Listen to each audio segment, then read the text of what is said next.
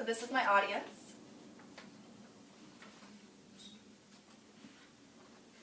And I'm going to be talking about polar bears and global warming today.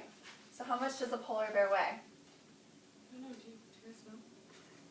A lot. Enough to break the ice. So funny. My name is Dana, and I'm going to be speaking about polar bears and global warming. And this hat that I'm actually wearing, the proceeds do go to charity to support polar bears. So global warming is a serious threat to the polar bears and its sea ice habitat. The polar bear spends more time on land than they do in the water. The ice is used to access dens, and if the patterns change, the dens will no longer be reachable to the polar bear. During warm periods, there have been reports where the bears have been inside the den and the snow has collapsed over the bears and killed the bears and also their baby cubs. So it is a serious problem. And there's also been reports of serious rain causing damage to the snow dens, and an event like that was noted in northern Canada. Since ice is melting, the bears have to swim miles before they reach an ice floe, and this is also a huge problem. There was one report where a bear swam for 9 days straight, her and her cubs, before she reached an ice floe. She actually lost about 22% of her body weight, and her cubs ended up dying. They didn't make it.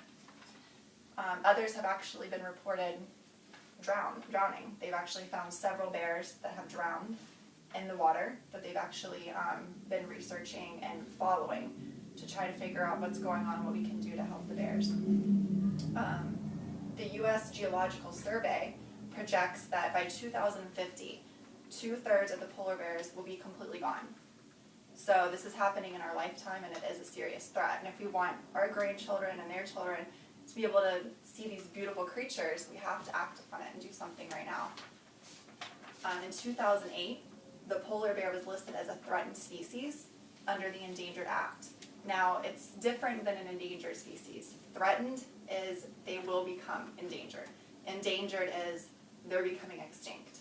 So they're not endangered yet, but they more than likely will be soon enough. I did pass out some papers to you with a couple pictures of the polar bear, and there's also a chart on there. And this is according to the polarbearsinternational.org. And in 2009, the Polar Bear Specialist Group reported that there are 19 subpopulations of the polar bear. 8 are declining, 3 are unstable, 3 are stable, and 1 is increasing. This is compared to the graph in 2005, where 5 were declining, 5 were stable, and 2 were increasing. So this is obviously showing that there's been a big change since '05.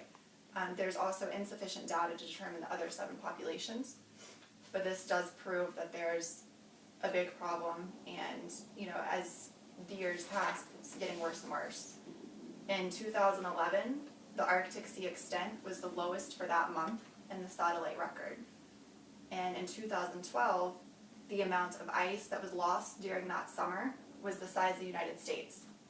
So they're having nowhere to go. They live on the ice, that's how they hunt, that's where they live, and as the ice disappears, where are they going to go?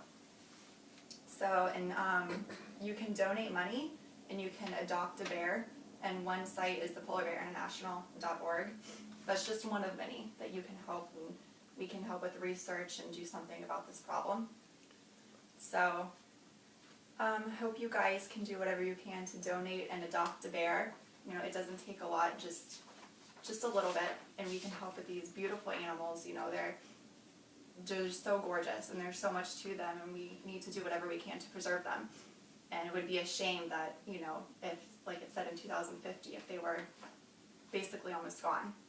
So please do what you can to help this beautiful animal, and thank you so much for listening to me about the polar bear. Hey.